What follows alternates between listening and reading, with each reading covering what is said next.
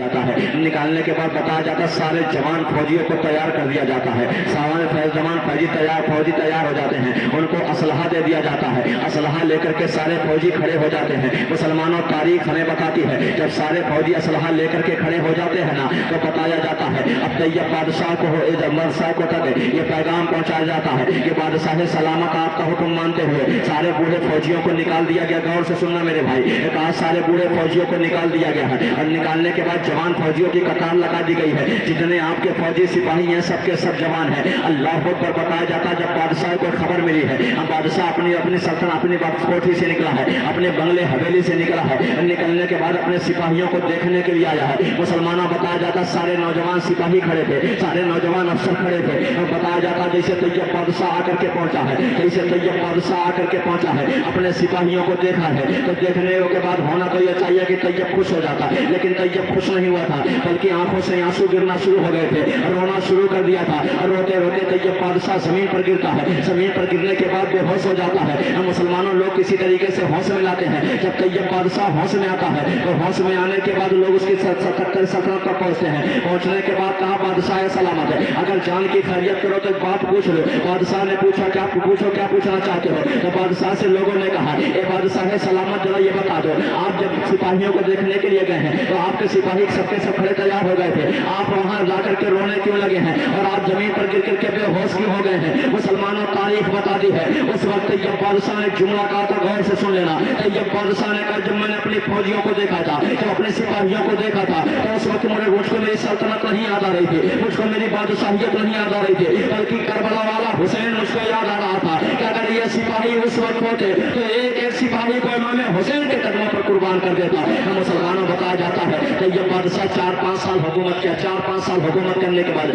बादशाह का इंतकाल हो जाता है। जब बादशाह का इंतकाल हुआ है ना तो बताया जाता है इसको किसी 3 दिन के बाद ख्वाब में देखा है तो क्या देखा कि बादशाह की कब्र को जन्नत की क्यारियों में से क्यारी बना गई है, यानी वो जन्नत के अंदर आराम कर रहा है, उसकी कब्र जन्नत जैसी बन गई है। मुसलमानों बताया जाता है तैयब बादशाह से उस इंसान ने पूछा था ये तैयब बादशाह जरा तो ये बता दे अभी 3 दिन नहीं गुजरे हैं, अभी 3 दिन का अरसा नहीं गुजरा है। अरे बादशाहों का हिसाब किताब तो बहुत लंबा चौड़ा होता है और तेरे 3 दिन के अंदर कैसे हिसाब किताब खत्म हो गया है? तो जिसके पास जितनी दौलत होगी उसको उतना ज्यादा देर तक हिसाब देना पड़ेगा और तो बादशाह था तो इतनी जल्दी कैसे हिसाब किताब से फारिग हो गया है? मुसलमानों तारीख बताती है उस वक्त तैयब बादशाह ने कहा था, तैयब बादशाह ने कहा था सुनो जब तुम लोग मेरा इंतकाल हो गया है तुम लोगों ने मेरे जनाजे को तैयार किया है और जनाजे को तैयार करने के बाद मेरे कब्र के अंदर रखा है तो कब्र के अंदर अंधेरा छा गया था और जैसे कब्र के अंदर अंधेरा छाया है तो फरिश्ते आते हैं सवाल करने के लिए, जैसे फरिश्ते सवाल करते हैं मन रब्बो का, इतने में कोई शख्स अपने चेहरे पर निकाब डाल करके आता है और आने के बाद कहता है ये फरिश्तों तुम इससे सवाल ना करो, जो तुमको सवाल करना है वो मुझसे सवाल करो। हम बादशाह ने आने वाले इंसान से पूछा था ये आने वाले इंसान जरा तुम बता दे इस कब्र की तन्हाई में, इस कब्र की मुसीबत में कोई किसी का सहारा नहीं बनता है, कोई किसी का मददगार नहीं होता है, ये बता दे तो कौन है जो मेरे कब्र में मेरी मदद करने के लिए आ गया है? हम मुसलमानों बताया जाता है आने वाले ने अपने चेहरे से निकाब हटाया था, हटाने के बाद कहा था ये तैयब बादशाह मैं करबला वाला हुसैन हूँ, मैं करबला वाला हुसैन हूँ। तैयब बादशाह ने कहा सरकार ये कैसा प्यार, सरकार ये मदद कैसी? तो इमाम हुसैन ने इरशाद फरमाया ये बता जिस वक्त तेरे फौजी इकट्ठा तैयार हो गए थे इसकी मोहब्बत में तुमने आंसू गिराया था, कहा सरकार आपकी मोहब्बत में आंसू गिराया था, तब मेरे आका हुसैन ने इरशाद फरमाया था ये तैयब बादशाह जब दुनिया के अंदर मुझसे मोहब्बत करेगा, जब मुझसे लगाव रखेगा, जब वो किसी मुसीबत में पहुंचेगा अतः हुसैन उसकी मदद करने के लिए पहुंच जाएगा।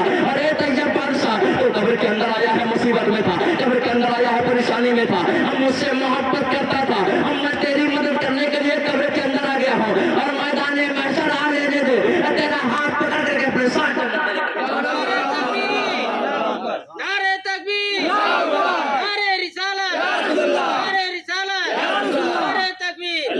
मेरे भाई आका इमाम हुसैन रज़ियल्लाहु तआला की ये बरकत है। कसम से अल्लाह तबारक व तआला को सिर्फ मकसद ये था कि नबी के नमाज़ों से इम्तिहान लिया जाए, इम्तिहान मकसद था। वरना मैदान करबला में जितनी परेशानियां जितनी मुसीबतें मेरे आका हुसैन ने झेली है ना, इनका मकाम व मर्तबा अल्लाह तबारक व तआला हर इंसान से इम्तिहान लेता है, हर इंसान से इम्तिहान लेता है। पर शर्त इंसान जिस मर्तबे का होता है ना अल्लाह उस हिसाब से इम्तिहान लेता है। अब हुसैन जन्नती जवानों के सरदार है तो इम्तिहान भी तो कठिन देना पड़ेगा। वरना इनकी बरकतें देखनी चाहते हो, इनकी फजीलतें देखनी चाहते हो, आओ मैं तुमको बताता हूँ इमाम हुसैन की फजीलत क्या है, इमाम हुसैन की बरकत क्या है। मुसलमानों آگے بڑھو. میرے آقا صلی اللہ تعالیٰ علیہ وسلم میرے نماز اپنے نمازوں سے کتنا محبت کرتے تھے, کتنا پیار فرمایا کرتے تھے. اللہ کے رسول صلی اللہ علیہ وسلم کہنا چاہتے تھے, ہم مسلمانوں بتایا جاتا مدینہ شریف شہر ہے. میرے آقا صلی اللہ تعالیٰ علیہ وسلم مسجد کے اندر نماز پڑھا رہے تھے. مصطفیٰ مسجد کے اندر نماز پڑھا رہے تھے. حضرت امام حسین کے بچپنا کا زمانہ تھا.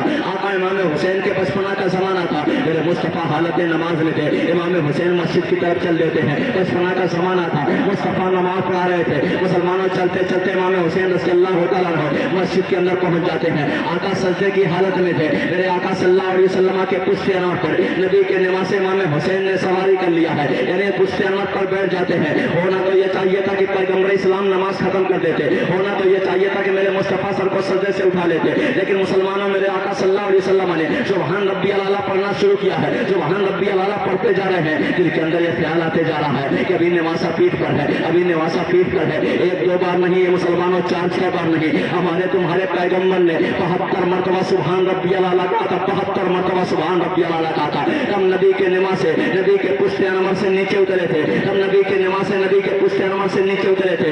اس کے بعد جب چلے جاتے ہیں, میرے مصطفیٰ نے نماز سے سلام پھیرا ہے. صحابہ نے پوچھا یا رسول اللہ صلی اللہ علیہ وسلم, آپ نے اتنا لمبا سجدہ کیوں کر دیا میرے آقا؟ کیا اس وقت اللہ کا کلام نازل ہو رہا تھا یا آپ سجدہ لمبا کرنے کا حکم آ گیا ہے؟ تب ہمارے تمہارے نبی نے ارشاد فرمایا تھا, نہیں میرے صحابہ, معاملہ یہ ہے اللہ تبارک و تعالیٰ نے سجدہ لمبا کرنے کا حکم نہیں دیا ہے اور نہ ہم پر وہی نازل ہو رہی تھی, بلکہ معاملہ یہ ہے جب میں نماز پڑھا رہا تھا تو میرا نمازہ میری پیٹھ پر بیٹھ گیا تھا. توجہ بلند میری طرف رکھیں, اس لیے کہ میں مجمع دیکھ کر کے تقریر کرتا ہوں. اگر آپ لوگ سنو گے تبھی میں بولوں گا. کوئی آ رہا ہے وہ بیٹھ جائیں گے میرے خاص جگہ لے کر کے. رسول کے اللہم صلی اللہ علیہ وسلم.